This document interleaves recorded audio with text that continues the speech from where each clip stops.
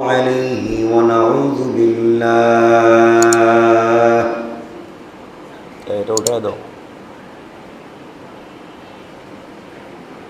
ونعوذ بالله من شرور أنفسنا ومن سيئات أعمالنا من يهده الله فلا مضل له ومن يضلله فلا هادي له ونشهد أن لا إله إلا الله وحده لا شريك له ونشهد أن سيدنا وسندنا وحبيب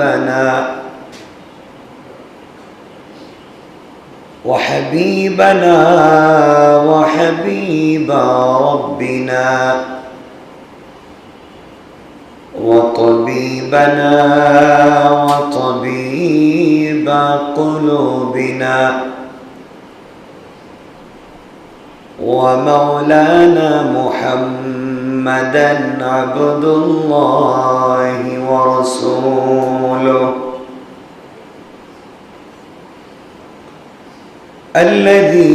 الذي أرسل إلى الناس كافة بشيرا ونذيرا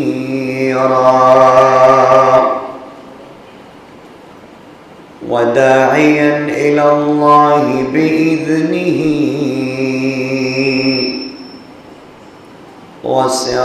وسراجا وقمرا منيرا أما بعد فقد قال الله تعالى في كلامه المجيد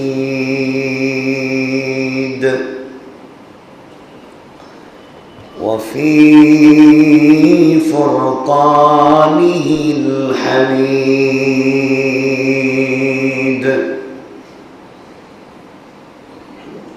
সকলে জবান ছেড়ে পড়ুন আউযু বিল্লাহি মিনাশ শাইতানির রাজীম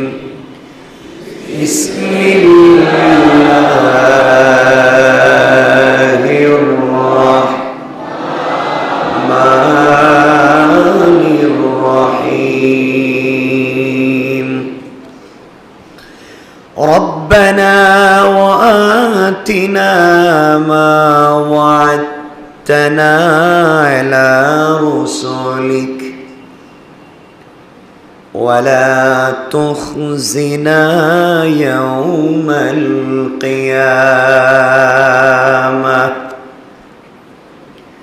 إنك لا تخلف الميعاد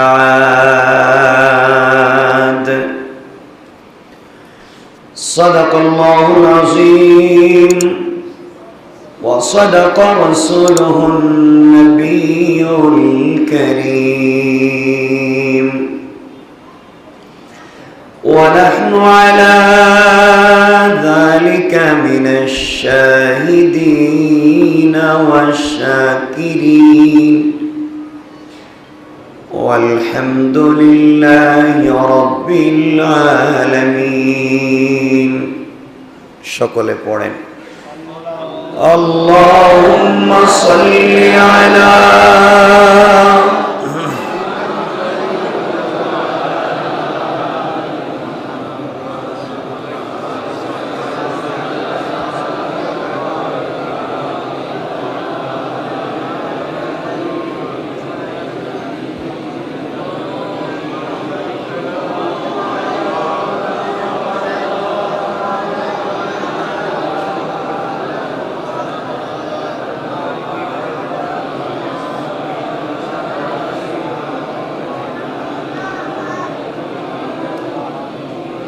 بلغ العلا بكماله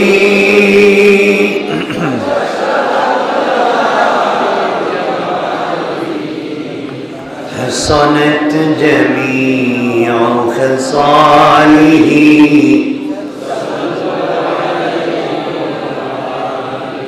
بلغ العلا بكماله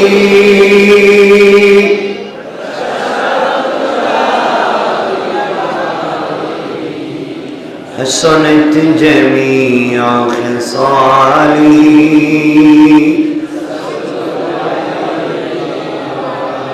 لا إله إلا الله زور لا إله إلا الله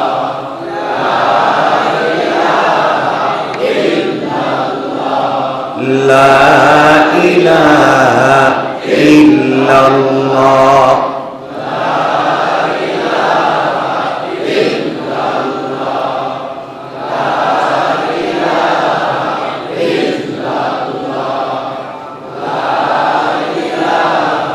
إلا الله لا إله إلا الله محمد رسول الله صلى الله عليه وسلم الحمد لله আল্লাহ পাক রব্বুল ইজ্জত ওয়াল জালালের শাহী দরবারে লাখ কোটি শুকর সুজুদ যা আল্লাহ আজকের এই মুবারক তাফসীরে আমাদেরকে একত্রিত করেছেন।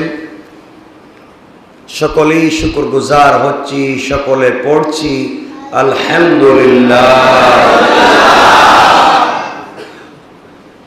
আমরা সূরা আলে ইমরানের শেষ পৃষ্ঠার প্রথম আয়াত থেকে তেলাওয়াত শুনেছি। আমরা এখানে কিছু কথা গত তাফসীরেও শুনেছিলাম, শুধু সংক্ষেপ করে আমরা মূল বিষয়ের দিকে যাব।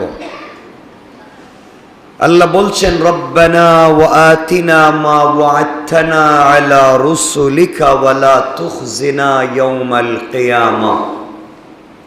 আল্লাহ বলছেন, মানুষ আমাকে বলে, হে আমাদের পালনকর্তা, আমাদেরকে তুমি দাও যা তুমি ওয়াদা করেছ। মা ওয়া'আদতানা, যা তুমি ওয়াদা করেছ তোমার রাসূলগণের মাধ্যমে। হে রব, তুমি আমাদেরকে দান করো ওই জিনিস, যে জিনিসের ওয়াদা তুমি করেছ তোমার রাসূলগণের মাধ্যমে, এবং কিয়ামতের দিন আমাদিগকে তুমি অপমানিত করো না। ওয়ালা তুখজিনা ইয়াওমাল কিয়ামা, আল্লাহ তুমি আমাদেরকে কিয়ামতের দিনে অপমানিত করো না। ইন্নাকা লা তুখলিফুল মিয়াদ, হে রব নিশ্চয়ই তুমি ওয়াদার খিলাফ করো না, ওয়াদা ভঙ্গ করো না।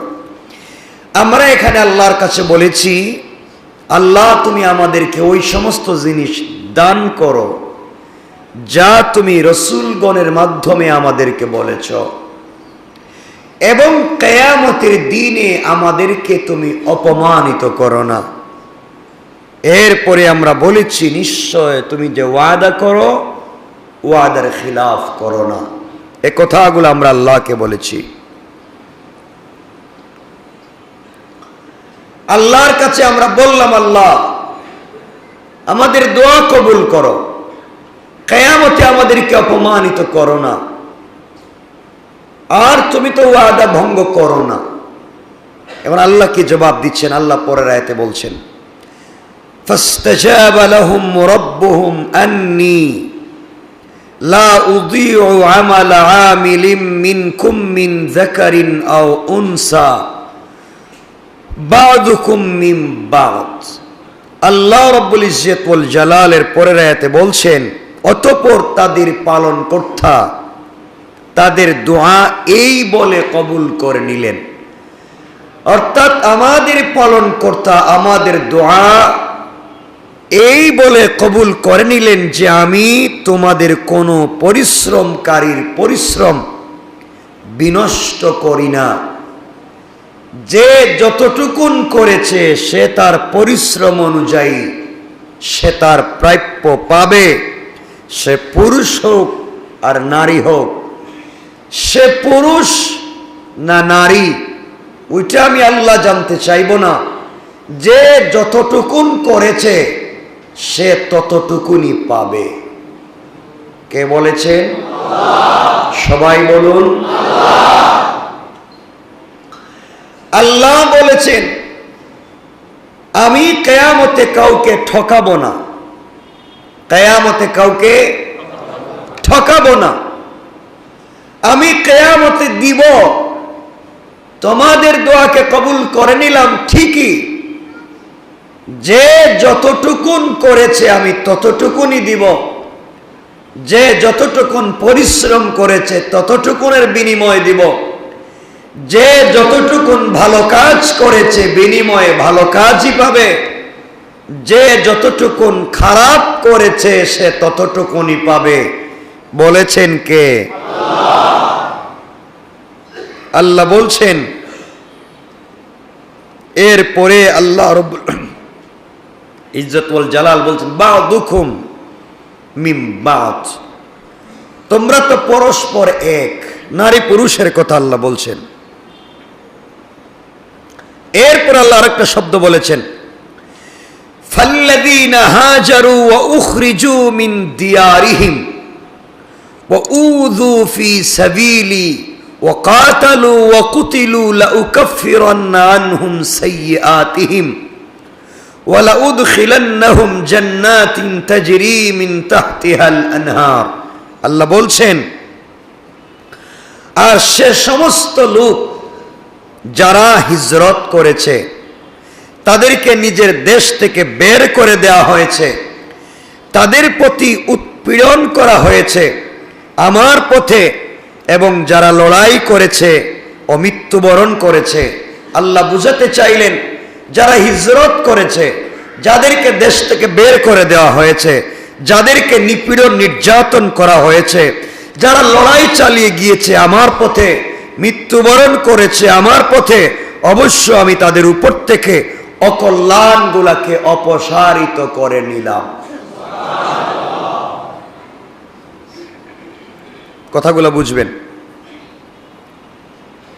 আল্লাহ বলছেন যাদেরকে নিজেদের দেশ থেকে বের করে দেওয়া হলো, বুঝবেন কেন? যারা নিজেদের দেশ থেকে হিজরত করে চলে গেল, কেন? যে দেশে ইসলামের কথা বলতে পারতেছে না, দ্বীনের পথে চলতে পারতেছে না, যে হিজরত করে দেশ থেকে চলে গেল, অথবা যাকে দেশ থেকে বিতাড়িত করা হয়েছে। কথা দুটা, কথা বুঝছেন? কেউ হিজরত করে চলে গেছে অথবা কাউকে বিতাড়িত করা হয়েছে। দুইটা। তিন নম্বর, যাদের প্রতি নির্যাতন নিপীড়ন করা হয়েছে, নির্যাতনের স্ট্রিম রুলার চালিয়ে দেওয়া হয়েছে। কেউ হিজরত করেছে, কারো প্রতি জুলুম করা হয়েছে, কাউকে দেশ থেকে তাড়িয়ে দেওয়া হয়েছে, মাতৃভূমি ছাড়া করা হয়েছে, তার প্রতি নির্যাতন করা হয়েছে, এবং ওই ব্যক্তি যে আমার পথে লড়াই করেছে এবং মৃত্যুবরণ করেছে, আল্লাহ বলেন এই 4-5 প্রকারের মানুষের উপরে যত ধরনের অকল্যাণ ছিল, গোনা ছিল, সব অপসারিত করে তাদের স্থায়ী নিবাস জান্নাত বানিয়ে দিলাম।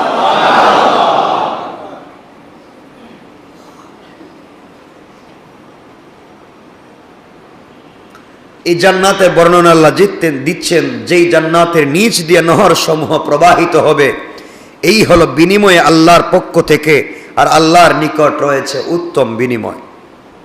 এতটুকুন আমরা আলোচনা আয়াতের শুনলাম। এরপর আল্লাহ রাব্বুল ইজ্জতুল জালাল আরেকটা কথা বলেছেন, লা ইয়াগুররান্নাকা তাকাল্লুবুল লাযীনা কাফারু ফিল বিলাদ। অন্য বিষয়, নগরীতে কাফেরদের চালচলন দেখে তোমরা ধোঁকা খাইও না। আগের কথাগুলো আমরা আলোচনা করি। আল্লাহ বললেন, যারা হিজরত করেছে দেশ থেকে, হিজরত কেউ সাদে করে না। যারা পেটের টানে চাকরির সুবাদে বিদেশে যায়, সেটা হিজরত নয়। দ্বীনের কাজের জন্য যে দেশ ছেড়ে চলে যায় হিজরত করে, এক নাম্বার সে, দুই নাম্বার যাকে দেশ থেকে তাড়িয়ে দেওয়া হয়, তিন নাম্বার ওই ব্যক্তি যে এই দেশে লড়াই করে চলে আমরণ ইসলামের পথে এবং মরে যায়।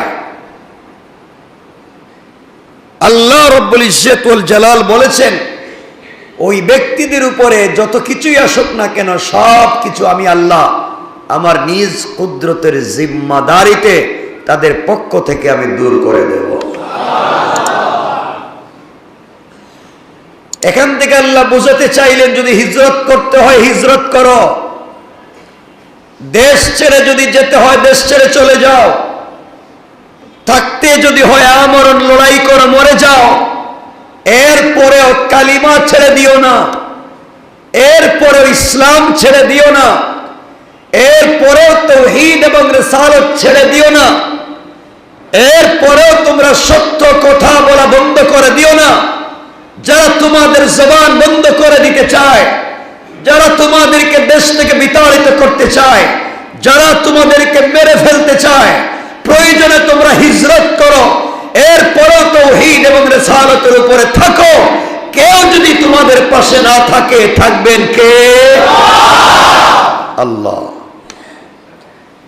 সুতরাং এত কিছু করতে গেলে আমাদের ঈমান স্টিল হওয়া লাগবে।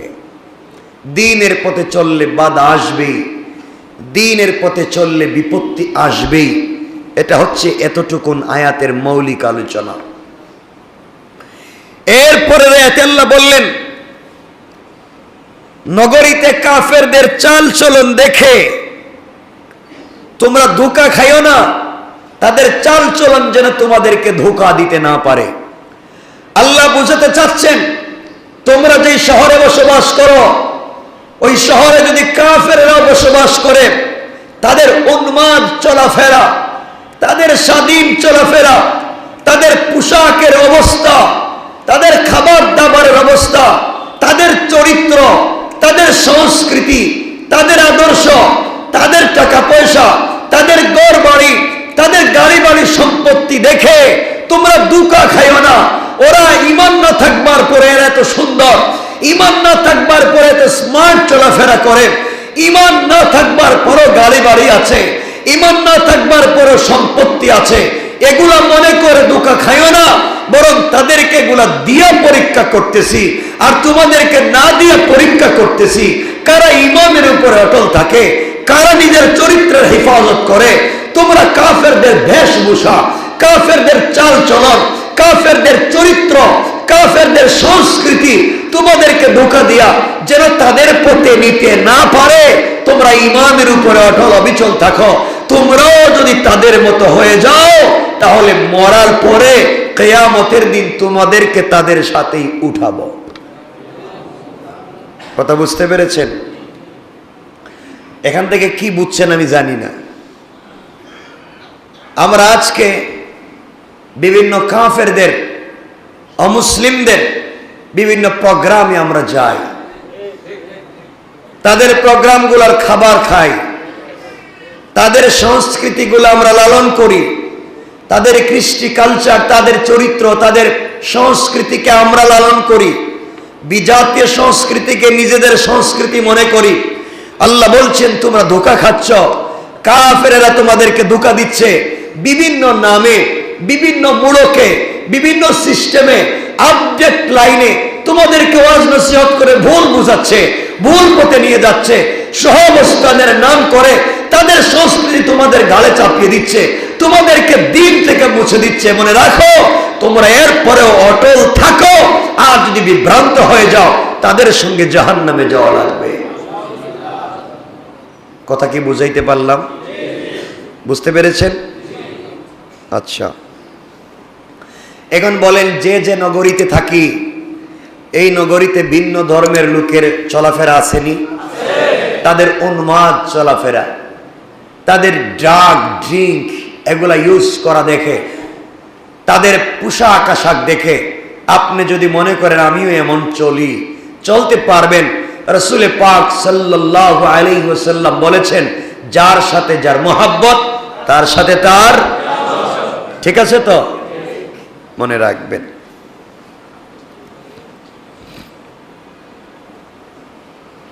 আল্লাহ বলছেন, যদি তোমরা তাদের বেশভূষা ধারণ করো, সংস্কৃতি নেও, তাহলে হবে কি? আল্লাহ এর পরের শব্দে বললেন, এর পরের শব্দে আল্লাহ আরো কঠিন করে বললেন, মাতাউন কালিল সুম্মা মাওয়াহুম জাহান্নাম ওয়া বিসাল মিহাদ। আল্লাহ বলছেন, এটা হলো সামান্য ফায়দা। তোমরা সামান্য ফায়দার জন্য, সামান্য একটু আনন্দ উপভোগের জন্য, কয়েক মিনিটের আনন্দের জন্য নাচ গান অশ্লীলতায় ডুবে পড়লে, তাদের সংস্কৃতিকে গ্রহণ করলে, কয়েক মিনিটের আনন্দের জন্য, মনে রাখো আনন্দ ছিল কয়েক মিনিট, আর আল্লাহ বলছেন সুম্মা মাওয়াহুম জাহান্নাম, কিন্তু ঠিকানা করে নিলে স্থায়ীভাবে জাহান্নাম। এরপর আল্লাহ বলছেন ওয়া বিসাল মিহাদ, এবং এটা হলো অতি নিকৃষ্ট একটা জায়গা, এর চাইতে নিকৃষ্ট কোন সৃষ্টি আল্লাহ করেন নাই। কথা বুঝতেছেন তো আমার? আচ্ছা, এখন বলেন তো, আমাদের ধর্মে অশ্লীলতা হালাল না হারাম? গান বাজনা শয়তানি না ফরমানি? অন্য ধর্মের লোক যদি শয়তানি না ফরমানি, জিনা বদমাইশি করে, আর আপনি আর আমি যদি তাদের সঙ্গে গা বাসাইয়া চলি, হয়তো কিছু সময়ের জন্য আনন্দ উপভোগ করতে পারি, কিন্তু আমাদের স্থায়ী নিবাস জান্নাত না হয়ে যাবে জাহান্নাম, হয়ে যাবে। আমাদের বাঁচার দরকার আছে না নাই? আছে। এই বিষয়গুলোর থেকে মূল আবেদন ছিল এভাবে, আযাব, কষ্ট এবং অনিষ্ট থেকে অব্যাহতি লাভের জন্যে আল্লাহর কাছে আমরা কল্যাণ চেয়ে বলেছি, আল্লাহ নবী রাসূলগণের মাধ্যমে জান্নাতের যে নিয়ামতের প্রতিশ্রুতি আপনি দান করেছেন, ওগুলো আমাদেরকে দান করবেন। কিয়ামতের দিন আমাদেরকে লাঞ্ছিত যেন না হতে হয়, আমাদেরকে আপনি লাঞ্ছিত করবেন না। এর অর্থ হলো প্রাথমিকভাবে জবাবদিহি ও বদনামির পর মাফ করে জান্নাতে দেওয়ার চাইতে আমাদেরকে প্রথম পর্যায়ে ক্ষমা করে দিও। কথা বুঝেন নাই? আমাদেরকে জবাবদিহি নিয়ে, আমাদের কাছ থেকে জবাবদিহি নেওয়ার পরে, বদনামি করার পরে মাফ করে জান্নাত দেওয়ার দরকার নাই। আল্লাহ জান্নাতই যদি দিতে হয়, জবাবদিহির আগে, বদনামি হওয়ার আগে আমাদেরকে তুমি একা একা ক্ষমা করে দিও। সুবহানাল্লাহ বলে। এরপর আমরা বলছি, আল্লাহ আপনি তো ওয়াদা ভঙ্গ করেন না, সুতরাং এই আবেদন নিবেদনের উদ্দেশ্য হচ্ছে আমাদিগকে এমন যোগ্যতা দান করো যাতে আমরা তোমার সে ওয়াদা লাভের অধিকারী হতে পারি। আল্লাহ তুমি আমাদেরকে এমন যোগ্যতা দেও, এমন চরিত্র দেও, যেন তোমার ওয়াদা পালন করে শেষ পর্যন্ত তোমার সাথে দেখা করে বিনা হিসাবে জান্নাতে যেতে পারে।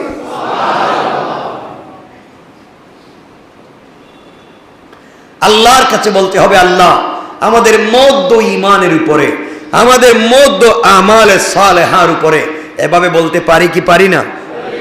আচ্ছা, এখন এখানে যে কথাগুলো আমরা বলবো, আয়াতে বলছেন লা উকাফফিরান্না আনহুম সাইয়্যাতিহিম, এখান থেকে আমরা কথা শুরু করি।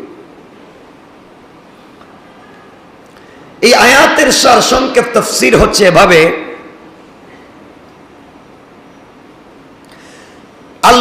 তাআলা আল্লাহর হকের বেলায় যে সমস্ত ত্রুটি গাফলতি এবং পাপ তাপ হয়ে থাকবে আল্লাহ বুঝাতে চাইলেন আল্লাহর হকের ব্যাপারে। আবারও বলছি, আল্লাহর হকের ব্যাপারে। আল্লাহর হক নামাজ, আল্লাহর হক রোজা, আল্লাহর হক যাকাত।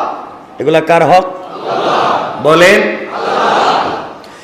আল্লাহ বলছেন আল্লাহর হক পালনের বেলায় আমরা যে সমস্ত ত্রুটি বিচ্যুতি করেছি, আমরা যে সমস্ত অন্যায় পাপ করেছি, আল্লাহ পাক বলছেন তোমরা যদি দেশে কষ্ট পেয়ে হিজরত করে দেশ ছেড়ে চলে যাও অথবা শাহাদত বরণ করো দিনের পথে চলতে গিয়ে, আর যদি তোমাদের গুনাহ খাতা থাকে শাহাদতের মাধ্যমে এবং হিজরতের মাধ্যমে তোমাদের জিন্দেগির সব গুনাহকে মাফ করে দিলাম।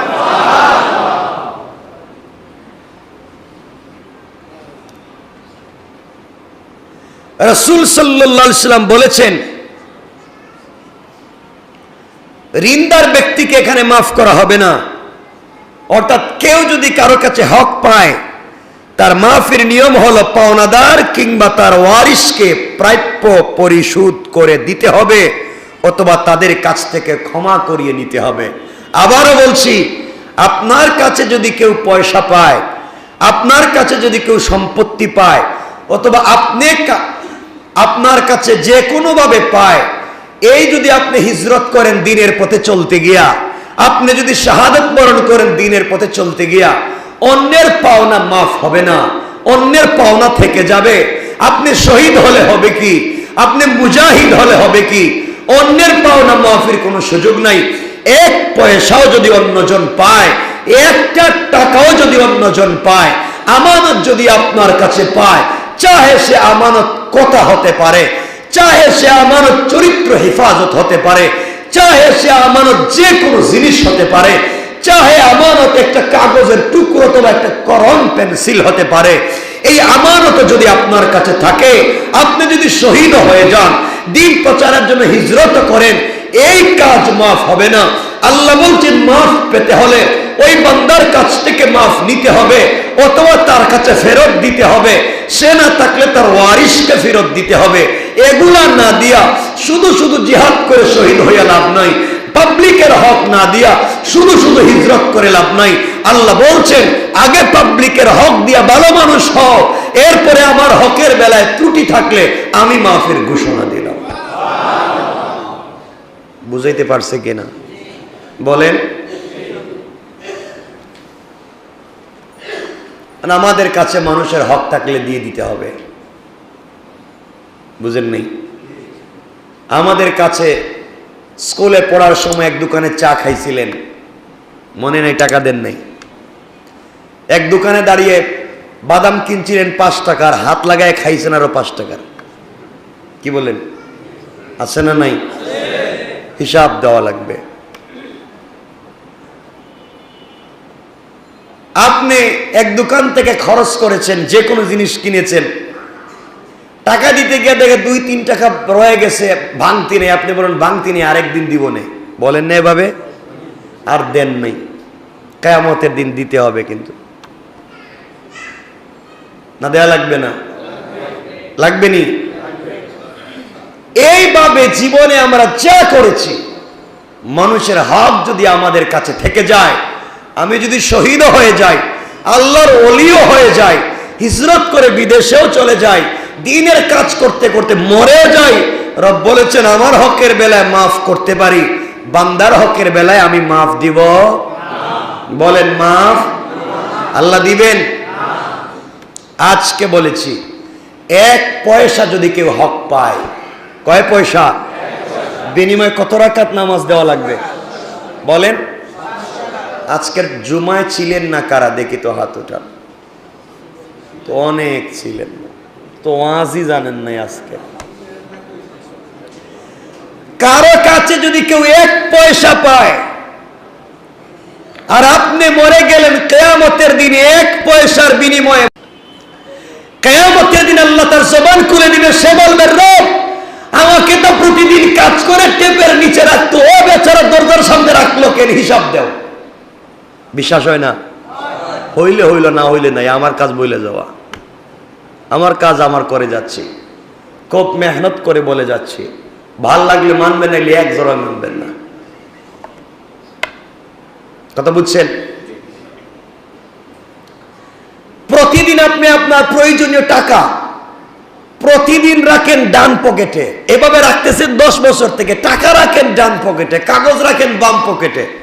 আজকে হঠাৎ করে টাকা রাখলেন বাম পকেটে, কাগজ রাখলেন ডান পকেটে, উল্টে ফেলাইছেন কোনো কারণ ছাড়া। আপনি জালেম। বিশ্বাস হইতেছে না? আপনারা চিন্তা করে পাচ্ছি না আমি কি কিছু বলতেছি না আপনারা বুঝতেছেন না আমার কথা? হ্যাঁ, আপনি জালেম, কোনো কারণ ছাড়া রাখছেন। কারণ থাকলে ভিন্ন নসিহত, কারণ থাকলে আপত্তি নেই। কারণ ছাড়া ইচ্ছা করে অলসতা করে আপনি জালেম। প্রতিদিন আপনি যে কোরআন শরীফ পড়েন, এই কোরআন শরীফ পড়ে আপনি এই জায়গায় রাখেন, কোরআন শরীফ থাকে ওখানে, কোরআন শরীফ রাখেনও ওখানে, কিন্তু আজকে কোরআন শরীফ পড়ে রাখছেন ওই পিছনে। আপনি জালেম। কথা বুঝেন নেই? যে জিনিসের উপরে ধারাবাহিক চলে আসছে তার যদি বৈধ হয়, কোন কারণ ছাড়া যদি আপনি সেটা সরিয়ে নেন, আপনি জালেম। এর জন্য রাসূল পাক, দেখেন আমি আর কত বুঝাবো, রাসূল পাক সাল্লাল্লাহু আলাইহি ওয়াসাল্লাম যখন জুমার খুতবা দিতেন, একটা বাবুল গাছে হাত রেখে খুতবা দিতেন। মনে আছে আপনাদের? জানা আছে? হ্যাঁ, খুতবা দিতেন। যেদিনে গাছে হাত দিয়ে খুতবা দেওয়া বন্ধ করে দিলেন, মিম্বারে বসলেন, খুতবা দিলেন বা অন্য কোনো জায়গায় বসে খুতবা দিচ্ছিলেন, কথা বলছিলেন, তোর গাছটা কাঁদতেছিল। আল্লাহ জিজ্ঞাসা করলেন, তুমি কান্না করো কেন? গাছ বলছে, দেখেন প্রতিদিন রসুল আমাকে ধরে খুতবা দেন, কতই না ভাল লাগে, বিশ্বনবীর হাতটা আমার উপরে থাকে। এভাবেই তো তিনি এতদিন থেকে কাজটা করে গেলেন। আজ আমাকে বাদ দিয়ে আরেক জায়গায় তিনি খুতবা দিচ্ছেন, আমাকে হাতও দিচ্ছেন না, এজন্য আমি কষ্ট পাচ্ছি। আল্লাহ জানাইয়া দিলেন পয়গম্বরে আরবি, জান্নাতে যখন তোমাকে আমি দেব, তাহলে গাছটা সহই তোমাকে দিয়ে দেব। এটাই হচ্ছে ভালোবাসা, এটাই হচ্ছে হক। বুঝাইতে পারলাম কিনা জানি না। হক কঠিন এক জিনিস। দেখেন না, আল্লাহ বলছেন কেউ নামাজ না পড়লে তাকে মাফির প্রতিশ্রুতি দিচ্ছেন, কেউ হজ না করলে তাকে মাফির প্রতিশ্রুতি দিচ্ছেন, কেউ রোজা না রাখলে তাকেও মাফির প্রতিশ্রুতি দিচ্ছেন, শাহাদাতের বিনিময়, হিজরতের বিনিময়। কিন্তু বলছেন 1 টাকা কেউ পাওনি থাকলে আমার কাছে মাফ নাই। চিন্তা করেন রব এই জায়গায় কত শক্ত। যেন ভালো করে বুঝবেন হক কার নাম। কষ্ট হচ্ছে আমার কথা? না বুঝতে অসুবিধা হচ্ছে? না কোনো সন্দেহ তৈরি হচ্ছে? আর অনেক জিনিস আপনি যেটা যেভাবে করেন তা যদি বৈধ হয়, সুন্নাহ হয়, এর বিপরীতে কাজ করার নামই জুলুম।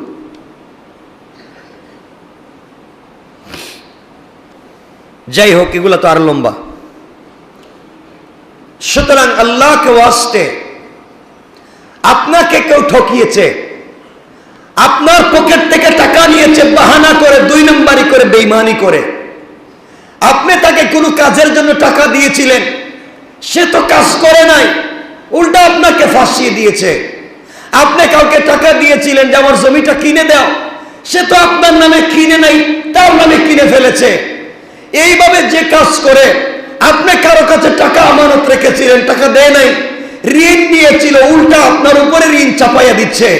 এইভাবে যদি কেউ কিছু করে, আর সে যদি আল্লাহর ওলিও হয়ে যায়, আপনি শুধু ধৈর্য ধারণ করেন। লাস্টে বলবো, ধৈর্য ধারণ করেন, সবর করেন।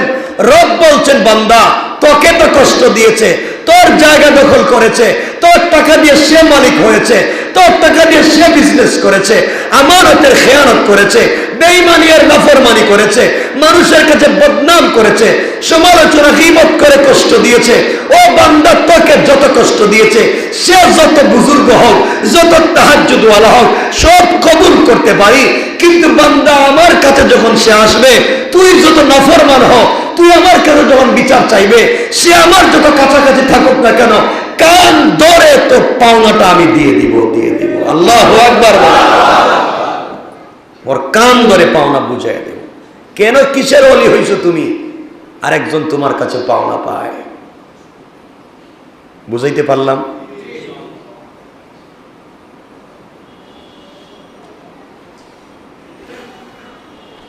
কিন্তু আফসোস হয়, নামাজও পড়ে, রোজাও রাখে, এতেকাফও করে, দাড়িও রাখে, পাঞ্জাবিও পরে, পরে ঠকাইয়া খায়, আরেকজনের জমি দখল করে খায়, আরেকজনের রাস্তা বন্ধ করে খায়, আরেকজনের জায়গা থেকে চান্দাবাজি করে খায়।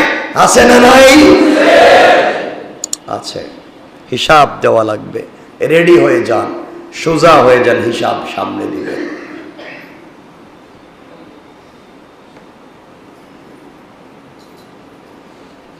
আপনি আরেকজনকে ঠকাইয়া, আরেকজনকে কষ্ট দিয়া, আরেকজনকে চিপায় ফেলে দিয়া, আরেকজনকে বিপদে ফেলে দিয়া তার পকেটে টাকা আনলেন, সেই টাকা দিয়ে আপনি চললেন, আপনি আপনার মা বাপকে খাওয়ালেন, আপনি আপনার বউ বাচ্চাকে খাওয়ালেন, কতগুলো মানুষকে বিপদে ফেললেন। কিয়ামতের দিনে আল্লাহর কাছে ওই বান্দা যখন বলবে, আল্লাহ ওই গোলামটা আমার কাছ থেকে অন্যায় করে টাকা নিয়েছে, আল্লাহ আমাকে কষ্ট দিয়েছে, আমার কোন চারা ছিল না দিয়া আমার জায়গা দখল করে নিচ্ছে, রাত্রবেলা চান্দা দেয়া লাগতেছে, আল্লাহ ও তো টাকাগুলা নিছে, আমার কাছে টাকাগুলা পাইয়ে দাও। তখন সে বলবে, আল্লাহ আমি তো একা খাই নাই, আমার মা খাইছে, বাপ খাইছে, ভাই বোন খাইছে। আল্লাহ বলবেন সবগুলারে হাজির কর, ওই বান্দার পাওনা দে, নচেত পুরো পরিবারকে একসাথে বেঁধে জাহান্নামে দেব। জাহান্নামে এক পাওনায় কোথায় নিয়ে যেতে পারে। আল্লাহর ওয়াস্তে কারো হক থাকলে সাবধান হয়ে যাও। মৃত্যুর আগে হকগুলাকে দিয়ে ভালো মানুষ হয়ে যায়। চান্দাবাজি, শয়তানি, নাফরমানি বাদ দিয়ে দে। সমাজের ভিতরে বিভ্রান্তি তৈরি করা বাদ দিয়ে দে। জীবনে বাঁচবার কোনো পথ খুঁজে পাবেন না। এতটুকুন বুঝলেন কিনা জানি না, বলেন বুঝছেননি? তাহলে আমাদের বেশি সচেতন হতে হবে আল্লাহর হকের বেলায় না বান্দার হকের বেলায়? বলেন বান্দার হকের বেলায়। কারণ আল্লাহ বুঝাতে চান, আমার কাছে যদি কেউ বিচার দেয়, আমি তাকে তার অরিজিনাল বিচার পাইয়ে দিতে হবে। আমার সাথে যদি কেউ নাফরমানি করে, আমি হয়তো ওইটা আমি আমার ইচ্ছায় মাফ করে দিতে পারি, কিন্তু কেউ যদি আমার কাছে বিচার দেয়, আমি তার অরিজিনাল বিচার করেই দেব। যাই হোক, কথা লম্বা হয়ে যাচ্ছে। সুতরাং আল্লাহ রাব্বুল ইজ্জত ওয়াল জালাল বুঝাতে চাইলেন, বান্দা তুই যত কিছু করস না কেন, তোর যত ত্রুটি বিচ্যুতি আছে নামাজ, রোজায়, হজে, যত ত্রুটি বিচ্যুতি আছে আমার ইবাদতে, আমি এগুলা শাহাদতের মাধ্যমে, আমি এগুলা হিজরতের মাধ্যমে ক্ষমা করে দিতে পারি। কিন্তু বান্দা কারো যদি পাওনা থাকে, হকদার থাকে, পাওনাদারের কাছে পৌঁছে দাও। পাওনাদার না পাও, ওয়ারিসদের কাছে পৌঁছে দাও, অথবা তার কাছ থেকে তুমি ক্ষমা নিয়ে আসো। এই তিন পদ্ধতি যদি আবিষ্কার করতে না পারেন, আল্লাহ পাক বলছেন আরেকটা কাজ করো। এই কথা বলার আগে বলেন সুবহানাল্লাহ, বলেন আল্লাহু আকবার। তিন পদ্ধতিতে পারলাম না, পাওনাদারকে তার হক দিতে পারলাম না, তার আত্মীয় স্বজন ওয়ারিসের কাছে পৌঁছে দিতে পারলাম না, তার কাছ থেকে ক্ষমাও নিতে পারলাম না। কয়টা পদ্ধতি গেল? বাঁচা লাগবে না? কথা বলেন না কেন? একটা পদ্ধতি।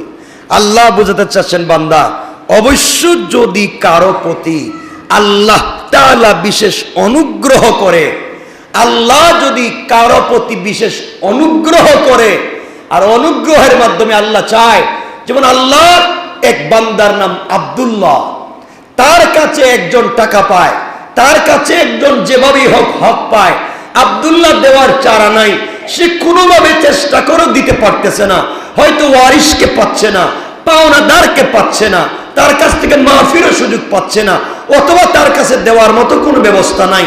তখন আল্লাহ বুঝাতে চান, ও আব্দুল্লাহ, তোমার কাজ করো, তিন পন্থা যখন ব্যর্থ, তখন তুমি বেশি বেশি আমার কাছে অনুগ্রহ চাও, আমি আল্লাহ যেন পাওনাদারকে অথবা পাওনাদারের ওয়ারিসকে তোমার প্রতি দুর্বল করে দেই, তুমি খুঁজতে তো থাকে, সে যেন তোমাকে খুঁজে এসে মাফ করে দেয়।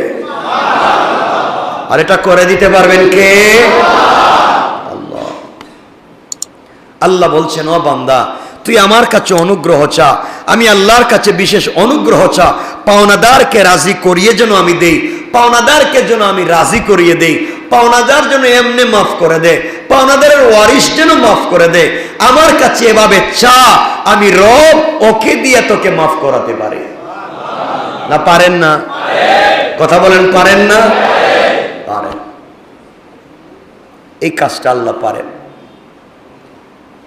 এজন্য রবের কাছে বলতে পারি, আল্লাহ আমি তো অমুক জায়গায় আটকা পড়ে গেছি, কোনো চারা নাই, তুমি আমাকে একটা ব্যবস্থা করে দাও।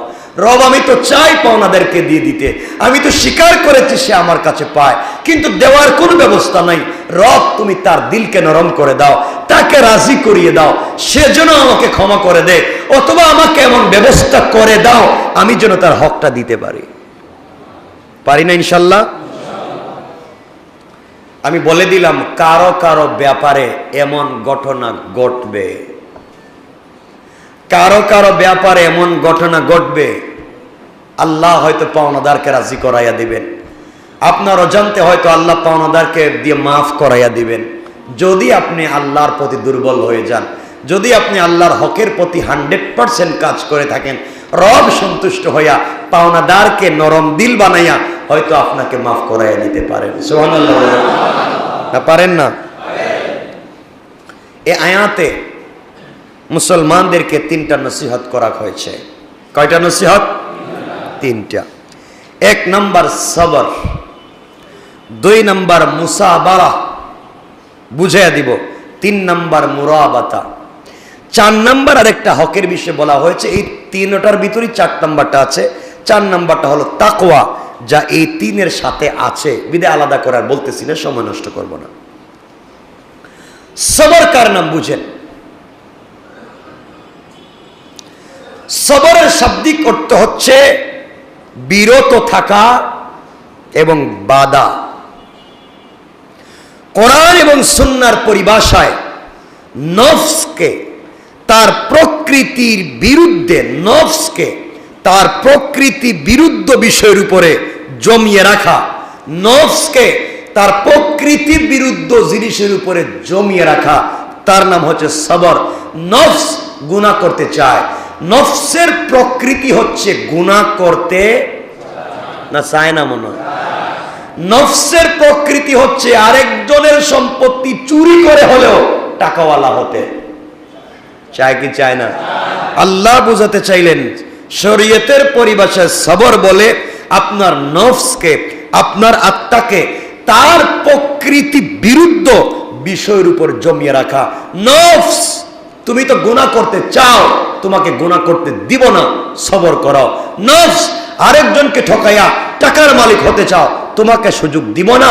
আল্লাহ বলছেন, কেউ যদি এভাবে সবর করে, আমি আল্লাহ তার জন্য জান্নাতের 8টা দরজা খুলে রেখে দিব। এই সবরের 3টা পর্যায় আছে, 3টা প্রকার। সবরের কয়টা প্রকার? সবাই বলেন। 1 নাম্বার সবর আলা তাআত, তাফসীরটা বুঝবেন আজকে। 1 নাম্বার সবর আলা তাআত, অর্থাৎ আল্লাহ তাআলা এবং তার রাসূল যে সমস্ত কাজের হুকুম করেছেন সেগুলোর অনুবর্তিতা মনের উপর যত কঠিনই হোক না কেন মনকে স্থির করে নেওয়া। অর্থ হচ্ছে আল্লাহ এবং তার রাসূল যে সমস্ত কাজের হুকুম করেছেন, মন না চাইলেও, মন এগুলা না করতে চাইলেও বাধ্য করাইয়া সেগুলা করে নেওয়া। বুঝতে পেরেছেন? এটা হচ্ছে সবর আলা তাআত। নামাজ পড়তে আমাদেরকে হুকুম করা হয়েছে, মাগরিবের সালাত পড়তে আমাদেরকে বলা হয়েছে। নফস বলতেছে ব্যবসার টাইম যাইস না। ওই সময় নফসকে শক্ত করে আল্লাহ এবং তার রাসূলের হুকুম পালন করতে আর করার জন্য যদি আপনি আপনার নফসকে বাধ্য করতে পারেন, আল্লাহ বলছেন তুমি তোমার নফসকে বাধ্য করবে আর আমি জান্নাতের দরজা খুলে দিব। এক নম্বর সবর আলা তাআত। দুই নম্বর সবর আনিল মাসি, যে সমস্ত বিষয় আল্লাহ এবং তার রাসূল নিষেধ করেছেন সেগুলো মনের জন্য যত আকর্ষণীয় হোক না কেন, যত স্বাদেরই হোক না কেন, তা থেকে নিজের মনকে বিরত রাখা। আল্লাহ এবং তার রাসূল নিষেধ করেছেন নিজের স্ত্রী রেখে আরেকজনের স্ত্রীর দিকে তাকাইতে। তাকাইতে বলছেন না নিষেধ করেছেন? যত আকর্ষণীয় হোক আপনি আপনার মনকে বুঝাইয়া দেন, ওটা তাকানো যাবে না। শুকরের গোশত যত আকর্ষণীয় হোক, কুকুরের গোশত যত স্মার্টই হোক, আল্লাহ এবং তার রাসূল নিষেধ করেছেন তা যত স্বাদেরই হোক, তা থেকে নিজের নফসকে বিরত রাখা। রব বলেছেন সবর আনিল মাসি, গুনার প্রতি মন আকৃষ্ট হয়ে যায়, কোন অন্যায় স্বাদের প্রতি মন আকৃষ্ট হয়ে যায়, ওগুলোর থেকে যদি মনকে বাঁচাইয়া রাখতে পারো বান্দা, তোমাকে বিনা হিসাবে জান্নাতের ওয়াদা দেব। তিন নম্বর সবর আলাল মাসাইব, এটা হচ্ছে বিপদ আপদ এবং কষ্টের বেলায় সবর করা, ধৈর্য ধারণ করা, অধৈর্য না হয়ে যাওয়া, দুঃখ কষ্ট এবং সুখ শান্তিকে আল্লাহর পক্ষ থেকে আগত মনে করা, মন মস্তিষ্ককে সেদিকে নিয়ে যাওয়া, বুঝানো, বিপদ আসলে ধৈর্য ধারণ করা, সমস্যা আসলে ধৈর্য ধারণ করা, সুখে দুঃখে ভালো থাকা। আল্লাহ বুঝাতে চাচ্ছেন যারা সবর আলাল মাসাইব, বিপদের সময় ধৈর্য ধারণ করে, এত বড় বড় বিপদ আসছে, এত বড় বড় কষ্ট আসছে, এত বড় বড় ঝামেলা আসছে, এরপরেও যারা আমার কাছে সবর ধারণ করে বসে থাকে, অন্যায় পথে যায় না, অন্যায় হাতছানি দিয়ে ডাকতেছে, তাও যখন যায় না, রব তার জন্য জান্নাতের দরজা খুলে দেন। সুবহানাল্লাহ বলেন। এটা বললাম সবর তিন প্রকার। দুই নম্বরে বলেছিলাম মুসাবারা। এক নম্বর সবর, সবরের তিন প্রকার বলছি। দুই নম্বরে মুসাবারা। কথা কি বুঝতেছেন আমার আজকে? এগুলো যদি বুঝেন সামনে আরো কয়েক মিনিট কথা বলবো।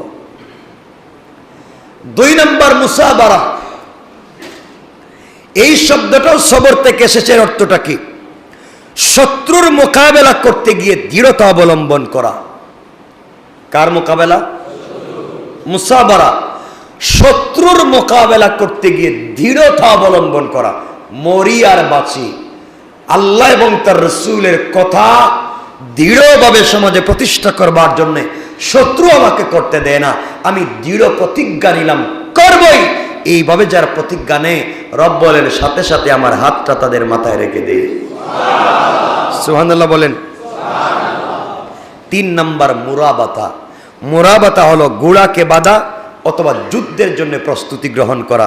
কোরআনে আল্লাহ পাক বলছেন অমিন রিবাতিল খায়ল।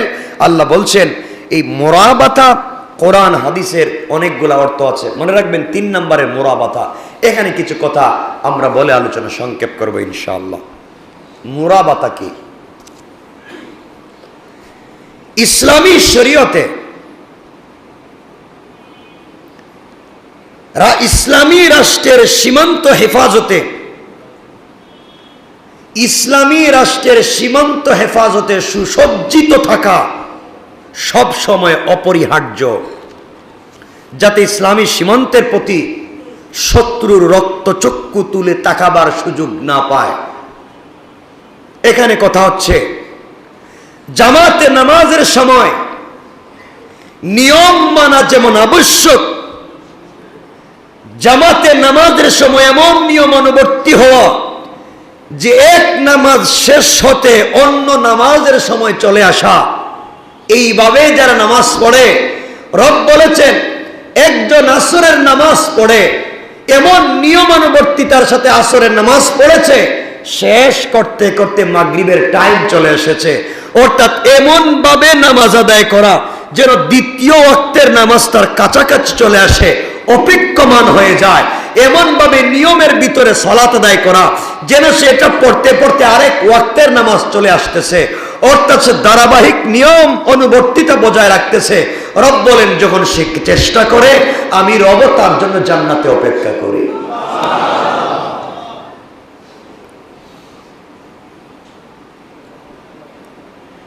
দুটা বিষয় মনে রাখবেন, একটা হচ্ছে ইসলামী রাষ্ট্রের সীমান্ত হেফাজতের জন্য সব সময় প্রস্তুত থাকা, আর 2 নম্বর হচ্ছে এক নামাজ শেষ করে আরেক নামাজের জন্য অপেক্ষা করা।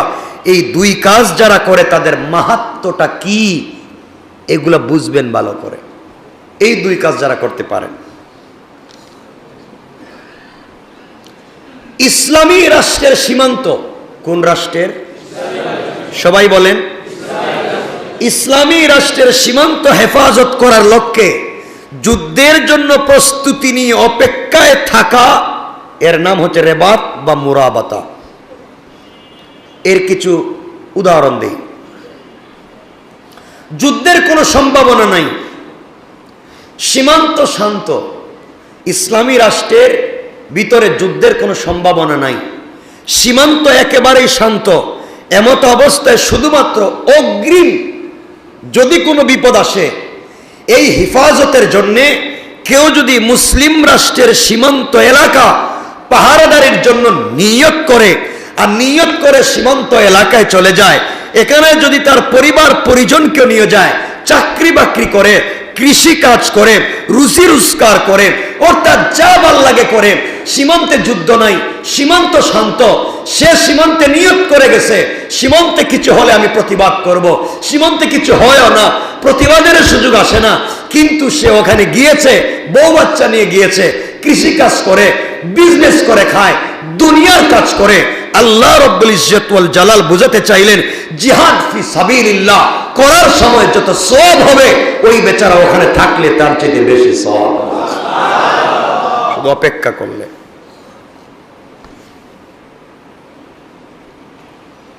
এখানে যুদ্ধের যদি প্রয়োজন নাও হয়, আর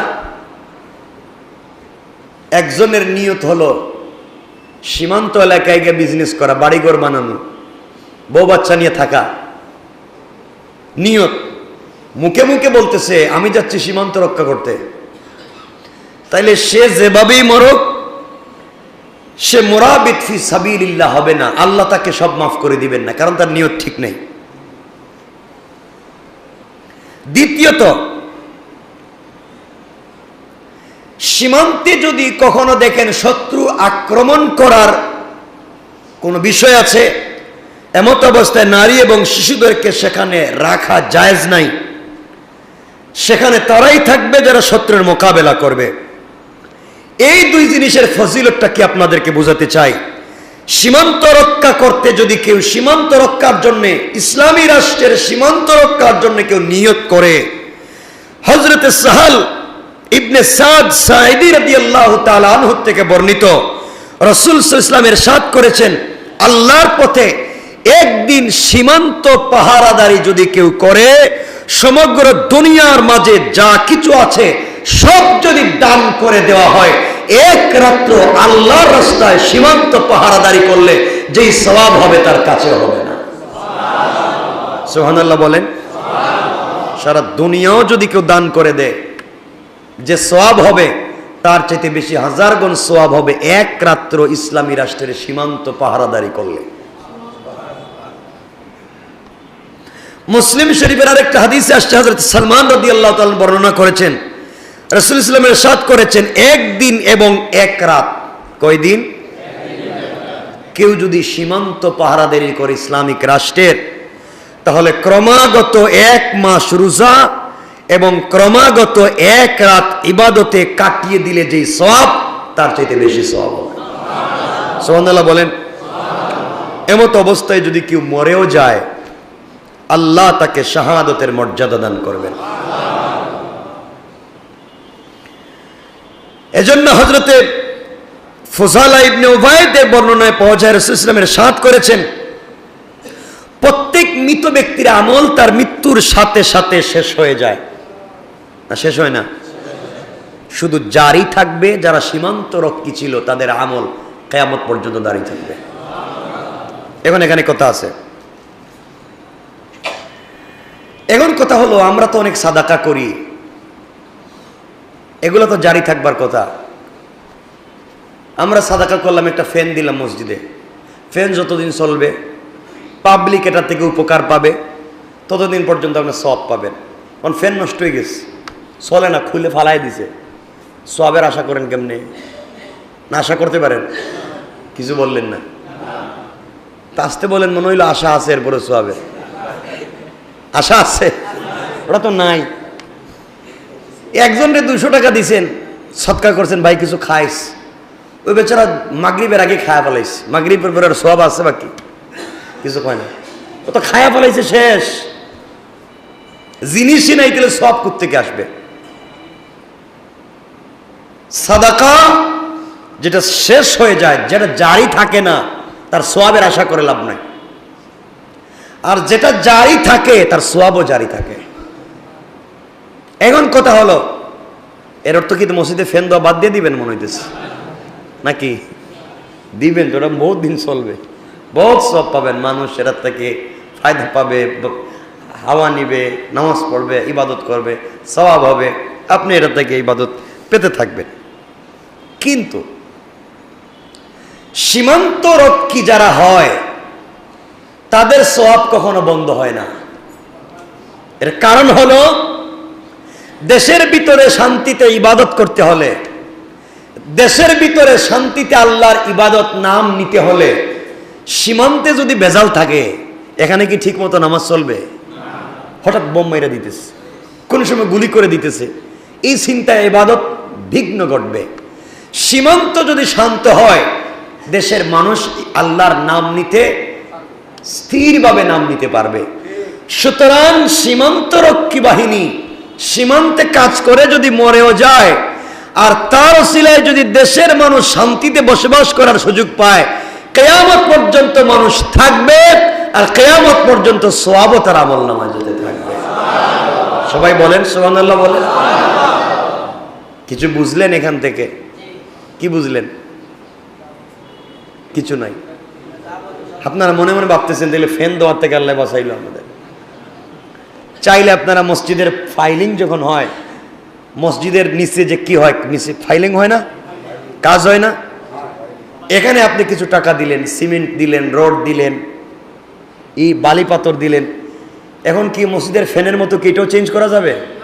না, যাবে মনে যাবে না। এটা থাকবে, আজীবন থাকবে, অনন্তকাল থাকবে, আর আপনি সওয়াব পেতে থাকবেন। সুবহানাল্লাহ। আপনি কাউকে একটা সূরা মুখস্থ করাইছিলেন, একটা সূরা, এ বেচারা যতদিন এই সূরা তেলাওয়াত করবে, ততদিন আপনি সওয়াব পাবেন। তিনি যদি কাউকে মুখস্থ করান, তিনি যদি কাউকে মুখস্থ করান, তিনি যদি কাউকে মুখস্থ করান, এইভাবে কিয়ামত পর্যন্ত আপনার আমলনামায় সওয়াব লেখা থাকতে থাকবে। এজন্যে সাদাকা জারিয়া হচ্ছে আপনি আপনার বাচ্চাকে হাফেজ বানাইয়া যান। সবথেকে বড় সাদাকা হচ্ছে আপনি আপনার বাচ্চারে আলিম বানাইয়া যান। আপনার বাচ্চা হাফেজ হইয়া আরো 10-20টা বাচ্চারা যদি হাফেজ বানাতে পারে, ওরাও আরো 10-20 জনকে বানাবে, এভাবে কিয়ামত পর্যন্ত হাফিজের সিলসিলা জারি থাকবে, আর আপনি কবরে বসে বসে সওয়াব পেতে থাকবেন। এটাকে বলে সাদকা জারিয়া। কথা বুঝছেন নি? এখন হুজুরে আপনি একটা পাঞ্জাবি গিফট করছেন, উনি কয়েক মাস পড়ছে, সওয়াব পাইছেন, পরে ওইটা ফালাই দিছে, ছিঁড়ে গেছে, এরপরে সওয়াবের আশা করেন কেন? ঠিক আছে না? হাসে কেন? এর অর্থ এটা নয় যে হুজুরদেরকে দোয়া বন্ধ করে দিবেন, সওয়াবই যখন হবে না তাহলে দোয়া বাদ নাকি? না, দিবেন তো, অবশ্যই দিবেন। চিন্তা করবেন, আমি যে কাজগুলো করতেছি সবগুলা কাজ যেন আমার সাদাকায়ে জারিয়া হয়, ইনশাআল্লাহ। বলেন ইনশাআল্লাহ। আপনি আপনি একটা গুনার কাজ চালু করে গেলেন। কির কাজ? কের কাজ? গান লিখে গেলেন, গান। কিয়ামত পর্যন্ত যত মানুষ গান শুনবে, আর যেই পরিমাণ গুনাহ হবে, আপনি আপনার আমলনামায় এই পরিমাণ কিছু পাইবেন। বুঝতে পারলেন? আচ্ছা, এইটা হচ্ছে রয়্যালিটি, চলতে থাকা। সুতরাং আমরা ভালো কাজ করব না খারাপ কাজ? সবাই বলেন ভালো কাজ করব। আল্লাহ রাব্বুল ইজ্জত ওয়াল জালাল এই সূরার শেষ আয়াতে কি বলতেছেন দেখেন। আল্লাহ রাব্বুল ইজ্জতুল জালাল বললেন, বান্দা শোনো, কোরআনে কারীমের 4 নম্বর পারা 3 নম্বর সূরা সূরা আলে ইমরানের 200 নম্বর আয়াতে আল্লাহ বললেন, ইয়া আইয়ুহাল্লাযীনা আমানুসবিরু ওয়াসাবিরু ওয়ারাবিতু ওয়াত্তাকুল্লাহা লাআল্লাকুম তুফলিহুন। আল্লাহ রাব্বুল ইজ্জতুল জালাল বললেন, হে ঈমানদারগণ, ধৈর্য ধারণ করো, মোকাবেলায় দৃঢ়তা অবলম্বন করো, আর আল্লাহকে ভয় করতে থাকো, যাতে তোমরা তোমাদের উদ্দেশ্য লাভে সামর্থ্য হও।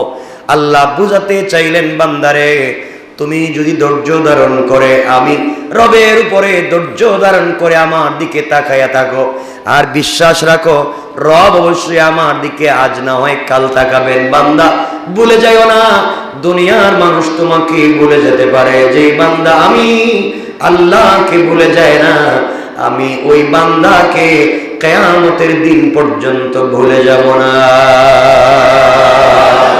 সুবহানাল্লাহ বলেন। এই জন্য আমার বন্ধুগণ, আল্লাহ রাব্বুল ইজ্জতুল জালাল বুঝাতে চাইলেন, বান্দা দুনিয়ার জমিনে চলার পথে শুধুমাত্র কেবলমাত্র কোন সমস্যায় পড়ে গেলে আমি আল্লাহর কাছে ধৈর্য ধারণ করো। বান্দা আমার হক যদি তোমার কাছ থেকে কিছু অপূরণ হয়ে যায়, আমি আল্লাহ পূরণ করে দেবার প্রতিশ্রুতি দিলাম। কিন্তু বান্দারে, তুমি বান্দার হক নষ্ট করতে যাইও না, কারো দিলের ভিতরে কথা বলে কষ্ট দিতে যাইও না। কাউকে যদি জবান দিয়ে কষ্ট দেন, কাউকে যদি কথা বলে আঘাত করে কষ্ট দেন, কিয়ামতের দিন কিন্তু আপনাকে বদলা দেওয়া লাগবে। আল্লাহ পাক রব্বুল ইজ্জতুল জালাল বলছেন, বান্দা তোমার কত রাকাত নামাজ কবুল হয়েছে, কয়টা সিজদা কবুল হয়েছে তুমি জানো না? আসার পথে যখন দুনিয়ার থেকে বিদায় নিয়ে আসবা, বান্দারে তুমি যদি মানুষের হক ঠিক মতো আদায় করে চলে আসতে পারো, তোমার যদি মানুষের হকের ব্যাপারে 100% দৃঢ়তা থাকে, আমার বান্দার কোনো হক আমার কাছে নাই, ও বান্দা আমি আল্লাহর হক যদি কিছু ছুটেও যায়, কথা দিলাম কবরের ভিতরে প্রশ্নের সম্মুখীন করব না, কিয়ামতের দিনে পাবলিকের সামনে অপমানিত করব না। তুমি যে আমার কাছে এই আয়াতের এই পৃষ্ঠার প্রথম আয়াতে আমার কাছে বলছিলাম, রব্বানা ওয়া আতিনা মা ওয়া'আদতানা আলা রুসুলিকা ওয়া লা তুখজিনা ইয়াউমাল কিয়ামাহ ইন্নাকা লা তুখলিফুল মিয়াদ। ও বান্দা, এই সূরার শেষ পৃষ্ঠার প্রথম আয়াতে আমার কাছে বলছিলা, আয় আল্লাহ তাআলা আমাদেরকে তুমি যে ওয়াদা দিয়েছো রাসূলদের মাধ্যমে ওয়াদা ঠিক মতো রাখো, আমাদেরকে অপমানিত করো না, আমাদেরকে বেইজ্জত করো না। আয় আল্লাহ তাআলা, ও বান্দা তুমি যে আমার কাছে কথাগুলো বলছিলে, আমি আল্লাহ জবাব দিয়ে করবার আগে, বদনামি করবার আগে, লাঞ্ছিত করবার আগে, বান্দারে বান্দার হক যদি পরিষ্কার থাকে, আমি আল্লাহ কথা দিলাম আমার হক যেমনই হোক না কেন, অপমানিত করবার আগে, বদনামি করবার আগে মাফির ওয়াদা দিলাম। এজন্য আমার ভাইরা, আমার বন্ধুগণ, চলার পথে 1 নাম্বার কার হক আদায় করা লাগবে? বলেন বলেন, কার হক? বান্দার। আপনারা দেখবেন দুনিয়ার জমিনে বহুত লোক আছে দানবীর, আল্লাহর রাস্তায় দান করতে মহা কোপ দান করে। বান্দা একজনকে ঠকায় আরেকজনের জমি দখল করে আরেকজনের কাছে চাঁদাবাজি করে, ওই টাকা দিয়ে আল্লাহর রাস্তায় দান করে লাভ নাই। আল্লাহ বলছেন, বান্দা বান্দার হক পরিষ্কার করো, আমার হক যেমন হোক না কেন।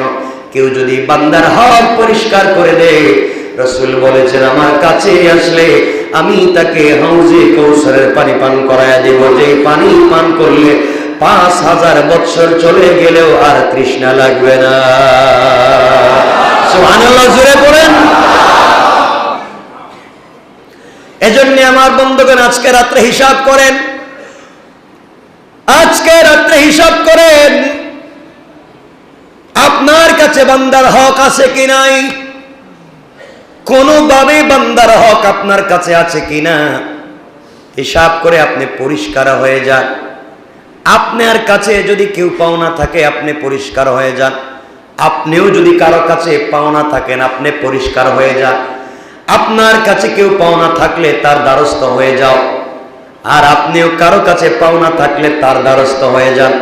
শুধু টাকা পয়সার কথা বলছি তা নয়, আপনি যদি কাউকে কষ্ট দিয়ে থাকেন, আপনি যদি কাউকে গালি দিয়ে থাকেন, আপনি যদি নিভৃত অন্ধকারে একাকিত্বে কাউকে অপমান করে থাকেন, বদনাম করে থাকেন, গীবত শিকায়ত চুগলখড়ি করে থাকেন, কোনোভাবে বান্দাকে বিপদে ফেলবার চেষ্টা করে থাকেন, কেউ জানে না আল্লাহ জানছেন, গোপনে চলে যান।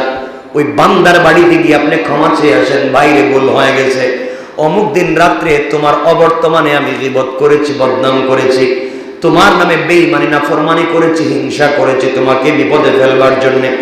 এইভাবে আল্লাহ বলেছেন, ও বান্দা তুমি ক্ষমা চাওয়ার পরেও অনুনয় বিনয় করে কাকুতি মিনতি করে ক্ষমা চাওয়ার পরেও যদি বান্দা ক্ষমা করে না দেয়, তোমার যায় আসে না, তোমার যায় আসে না, তুমি দায়িত্ব আদায় করেছো। তোমার পক্ষ থেকে কিয়ামতের দিন আমি আল্লাহকে জিজ্ঞাসা করব, বান্দা মাফ চাইলো মাফ করলে না কেন?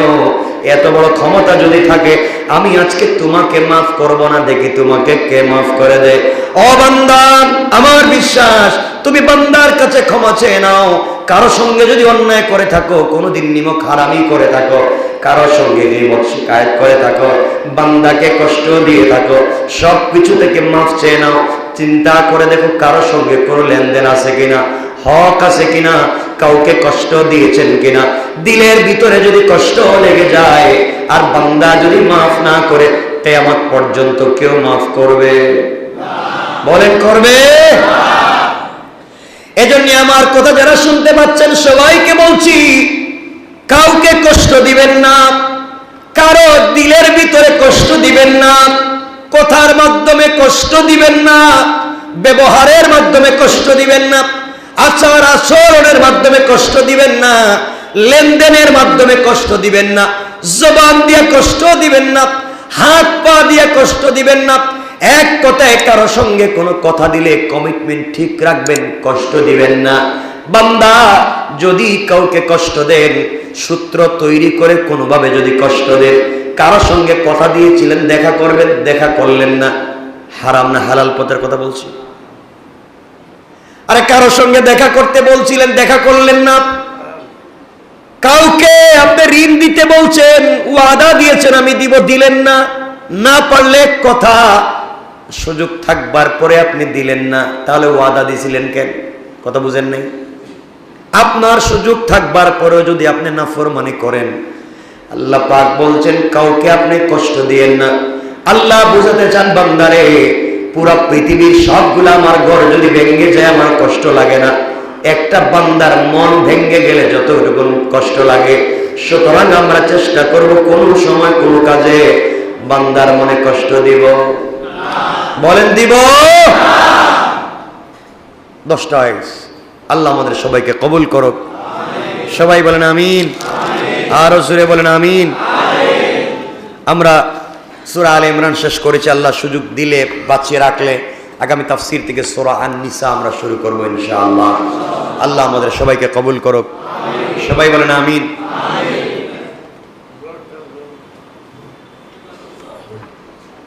আমার জন্য দোয়া চাই, আপনাদের জন্য দোয়া থাকলো। আলে ইমরান শেষ করে ফেললাম। অনেকে আমাদের সাথে ছিলেন, হয়তো আজকে নাই, কবরে চলে গিয়েছেন অথবা এলাকা ছেড়ে অন্য জায়গায় চলে গিয়েছেন। আল্লাহ আমাদেরকে রেখেছেন লম্বা এই দীর্ঘদিনে আলোচনা করতে করতে আমরা 6-7 বছরে সূরা আলে ইমরান শেষ করেছি। আল্লাহ আমরা যা কথা শুনলাম এবং বললাম, নিশ্চয় আমাদের শোনায়ও ভুল আছে, নিশ্চয় আমাদের বলায়ও ভুল আছে। আল্লাহ যেন আমাদেরকে ক্ষমা করে দেন। আমরা কোরআনের হক আদায় করতে পারছি না, যেভাবে বলবার কথা ছিল সেভাবে বলতে পারছি না, যেভাবে শুনবার কথা ছিল সেভাবে শুনতে পারছি না। বলতে হবে কার কাছে?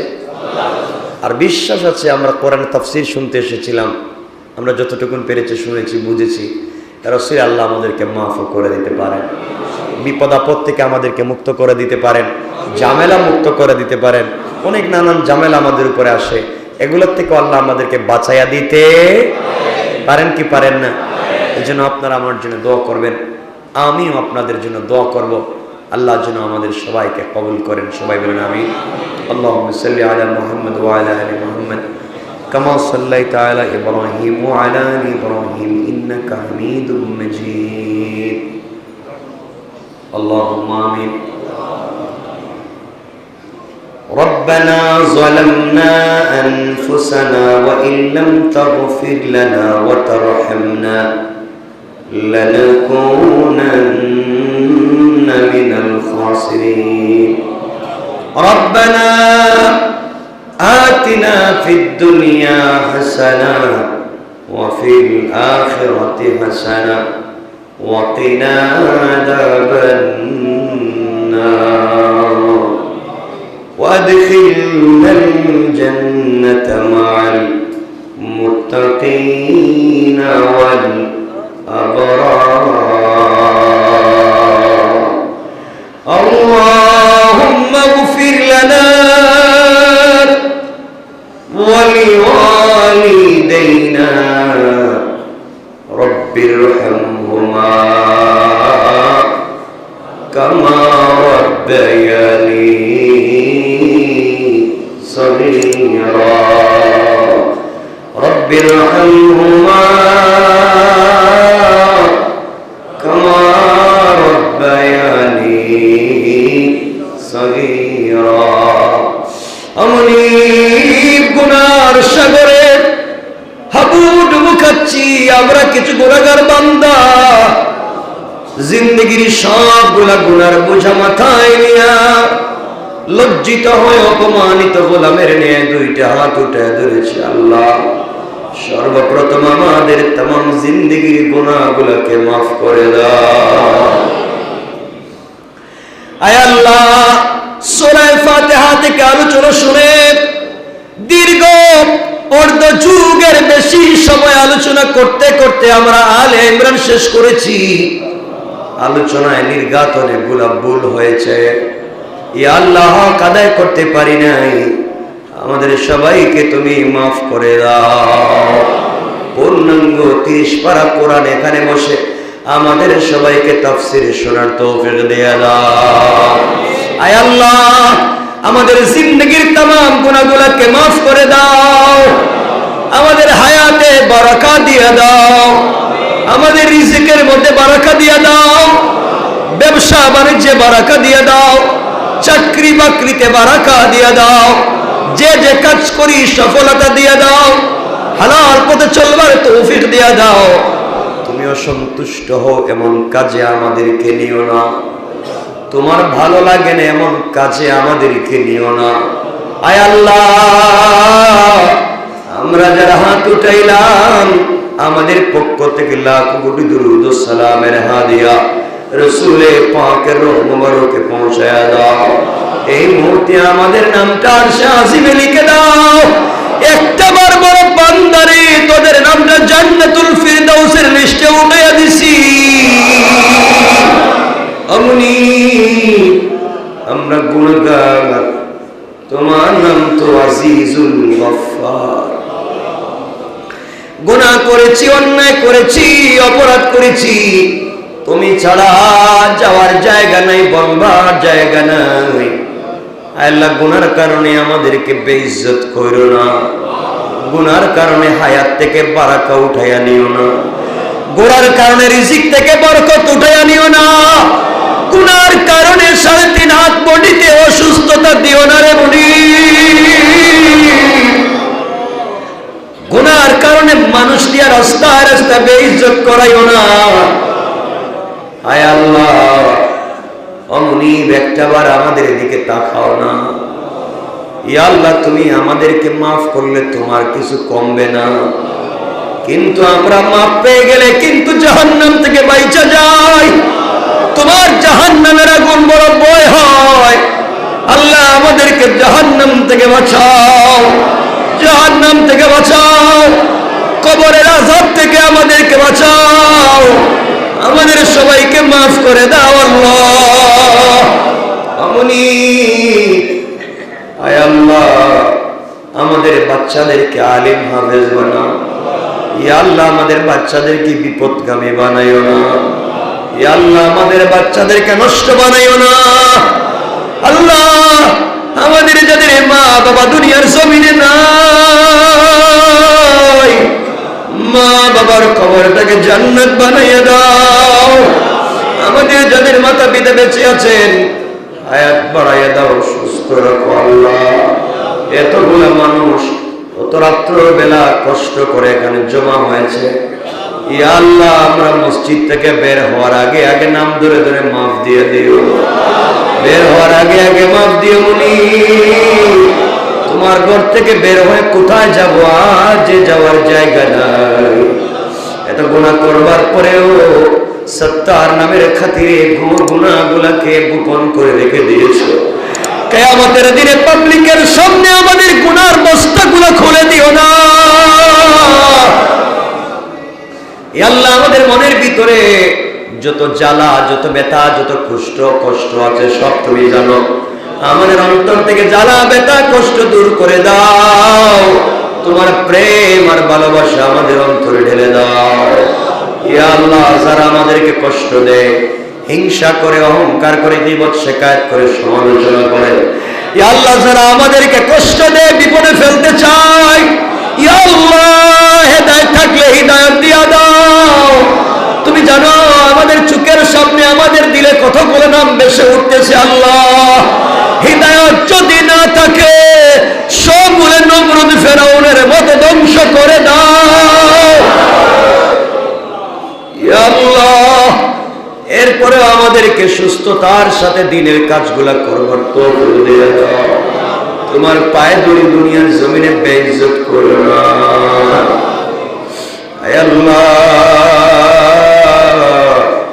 চক্ষু বন্ধ করলে জাহান্নামের আগুন ছড়ার কিছুই দেখি না আয় আল্লাহ। একদিন আমাদের আওয়াজ বন্ধ হয়ে যাবে আয় আল্লাহ। কিছু মানুষ গরম পানি করে বড়ই পাতা ছিটাইয়া, গোসল করাইয়া, সাদা কাফন পরাইয়া, হাতে পায়ে বান্ধিয়া, কাদের উপরে নিয়ে কবরের দিকে যাবে। কত নিমক হারাম আয় আল্লাহ। কবরের কাছে নিয়ে একসাথে এতদিন চললাম, এক বিছানায় থাকলাম, খাইলাম, ঘুমাইলাম। এত ভালোবাসার মানুষগুলা কেমনে আমাদেরকে মাটি চাপা দিবে রে মুনি। ডাইনে মাটি, বামে মাটি, উপরে